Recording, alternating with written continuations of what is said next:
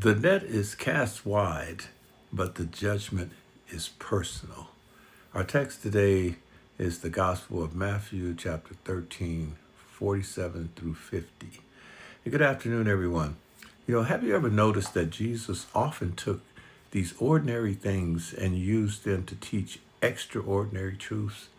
A farmer sowing seed, a shepherd caring for sheep, a woman baking some bread, and here the fisherman casting a net.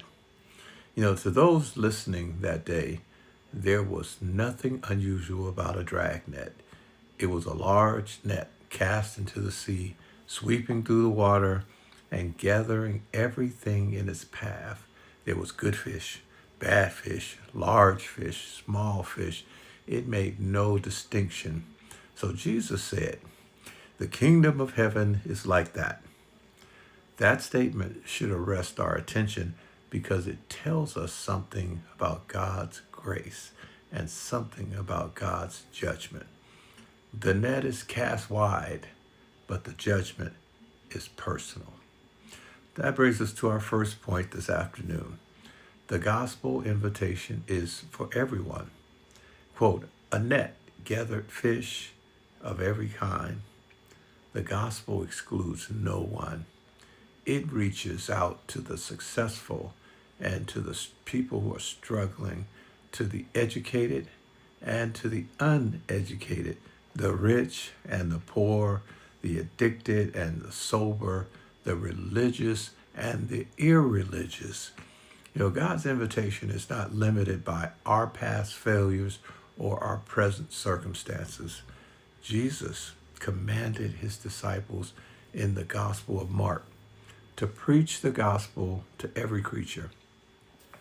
That means we don't decide who deserves to hear the good news. All we do is simply keep casting the net. So the application for us, as Christians, our responsibility is not to choose the fish. Our responsibility is simply to cast the net. Our second point, being in the net is not the same as belonging to the kingdom.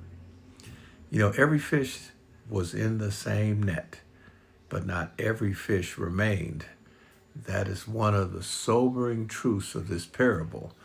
Being around spiritual things does not automatically make a person right with God. Someone, they can attend worship service every Sunday. You can know Bible verses backwards and forwards, sing beautiful hymns, even serve in the church, and still fail to surrender fully to Christ. God sees beyond these appearances. He sees the heart. So our third point, God knows the difference. The fishermen, they sorted the catch. Likewise, God knows the difference between genuine faith and empty religion. People may fool one another. We may even fool ourselves too. But we cannot fool God because he knows. He knows our motives, our obedience, our repentance, our faithfulness. Nothing escapes his notice. It's our fourth point I want to bring out. The judgment will be individual. This is where your title comes alive. The net gathered everyone together, but judgment happened one fish at a time. Families, they won't be judged together. Congregations won't be judged together either. Even look at nations. Nations won't be judged together either. Each person will stand before the judgment seat individually. As Paul writes in the letter to the Corinthians, I believe, for we must all appear before the judgment seat of Christ.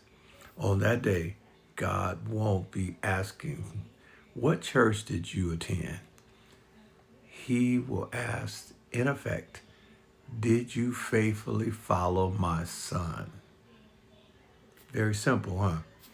Our fifth point today is the day to respond.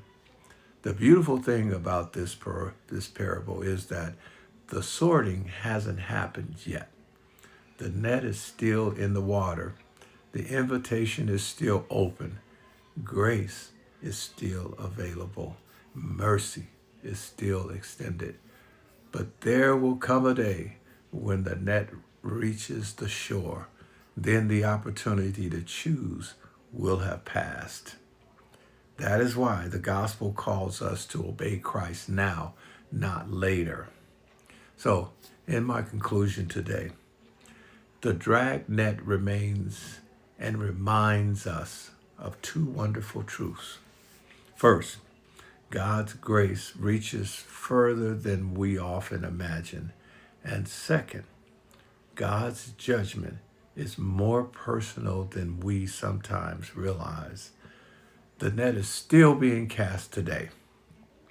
The question is not whether you've heard the gospel. The question is not whether you've spent time around God's people either. The question is, listen at this, when the Lord examines my life, will he find a heart that trusted him, obeyed him, and remained faithful to him? Because the invitation is so broad, but the judgment is personal, right? We have to be aware of that. And like my old friend, he's gone on. I love Brother Josh Stafford. He looked me right in the face and he said, Theris, as long as the blood is running warm in your veins, you have an opportunity to change. So I submit that to you as well.